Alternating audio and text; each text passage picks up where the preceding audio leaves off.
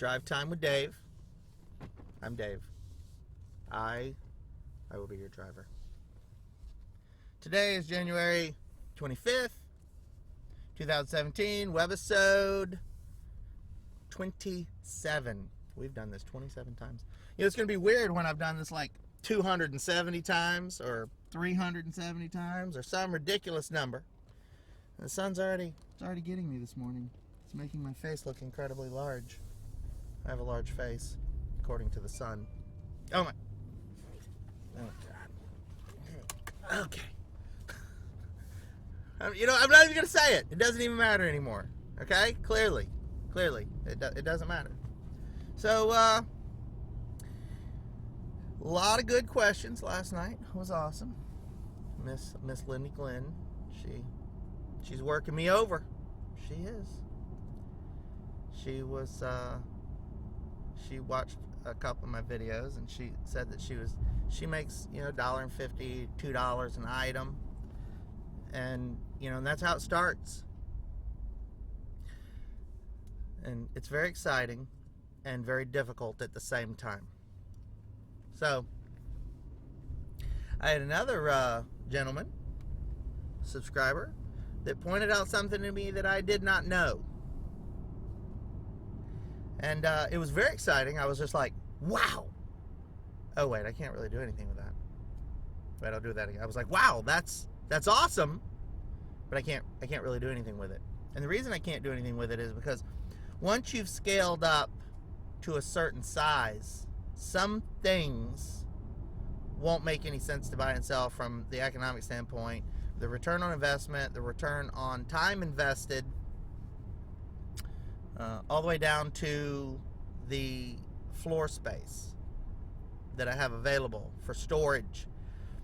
You get to a point when you get to a good size, and you're in a 6,000 square foot, 8,000, 10,000, whatever size you end up in, that the division of the cost of the square inch is always a factor for space.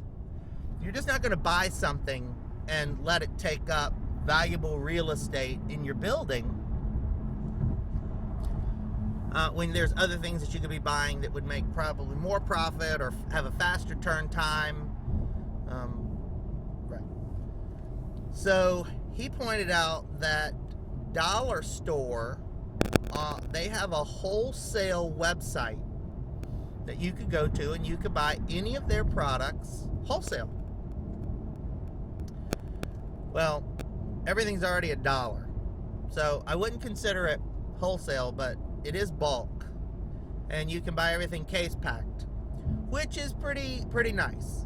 And if you do what we talked about yesterday, and if you didn't watch yesterday's video, I got to it all the way at the end, so you'd have to go back to yesterday's video, episode 26, go all the way to the end to understand what I'm referring to.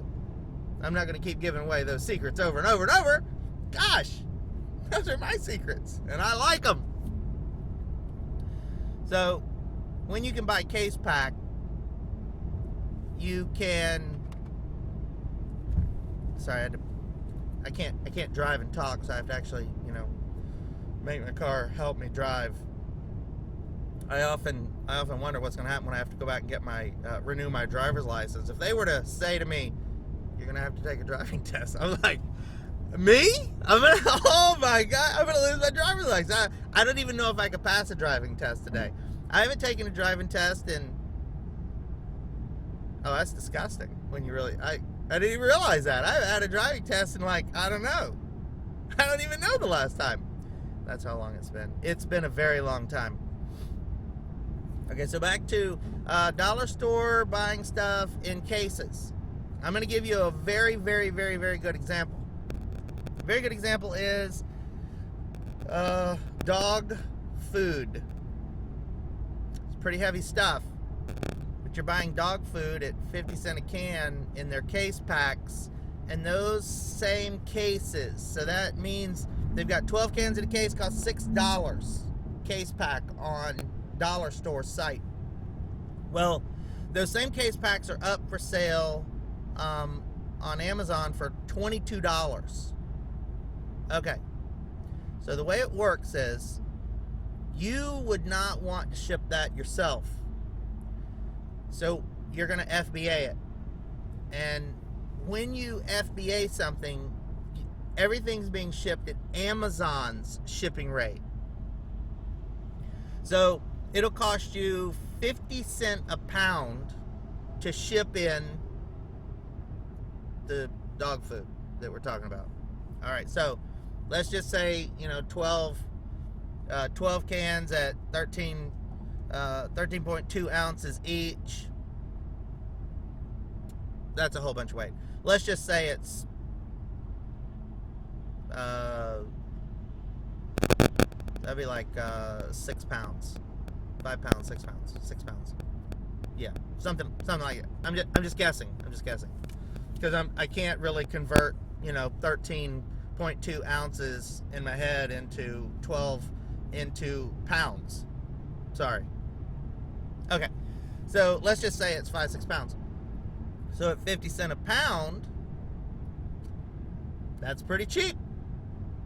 Ship it in, $3. Ship this thing in per pound.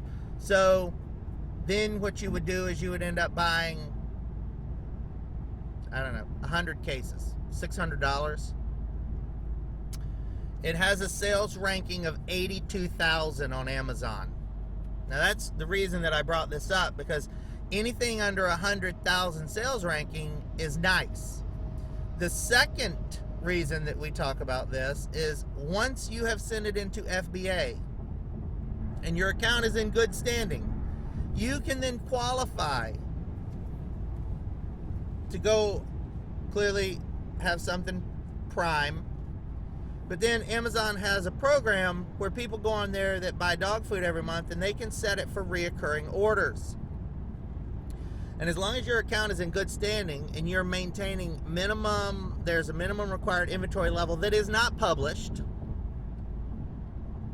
So as long as you have a minimum inventory level, you will then qualify for your product to go out and service all these recurring customers.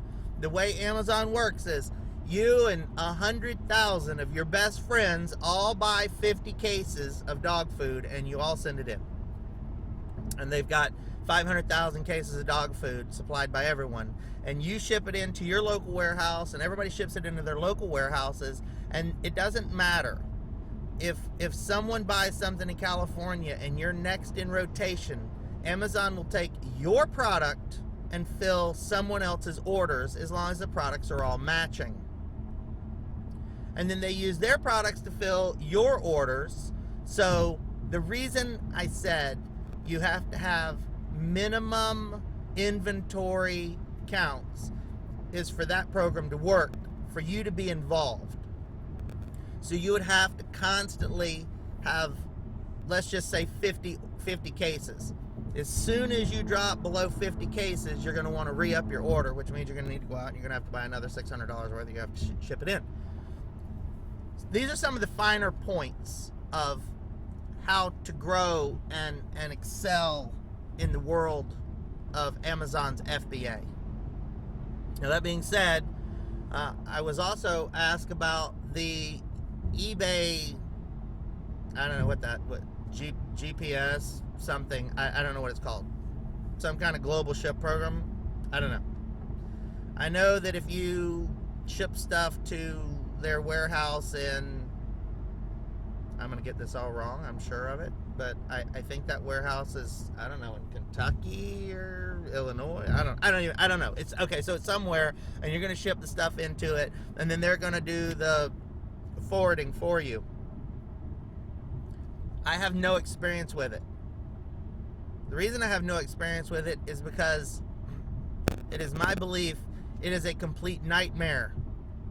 They are not Amazon. They were never in the distribution market. I'm just saying market because they were never in that space, and they're using a third party. They're using a bunch of people that don't really care what happens to your products, where it goes, how it gets there, the condition that it ends up in. They don't care about any of that. Let's just say, disclaimer, I have no opinion. I don't know anything, and I'll stand behind that. I don't know what I'm talking about. So use it if you'd like to. And then come and report back and say, hey, I used it and I had an amazing experience. They're wonderful. I highly recommend them. And I'm going to say, okay, how much stuff did you ship through them? One thing or a million? Because typically it's when you really start pushing a lot of volume through somebody that you find all the holes in their system and how it works. Okay, so we're going to move on to the next question. My very vague answers and my disclaimer about taxes, I was asked why I would use a CPA versus doing it myself. Well, when your business becomes large and complex, you would then want a CPA. When you're a one-woman show, or a one-man show, or a two-person show, your husband and wife, or wife and husband, or your wife and your kids, or family and friends, just do it yourself. It's easy. You made this much money, you sold it for this much money, you bought it for this much money. Whatever that figure is what's left. And then you can use there's all kind of different little Turbotax, QuickBooks tax. There's plenty of, you key in everything. Do you have any receipts? Why, yes, I do. I have a whole bunch of receipts. So you plug your receipts in and boom.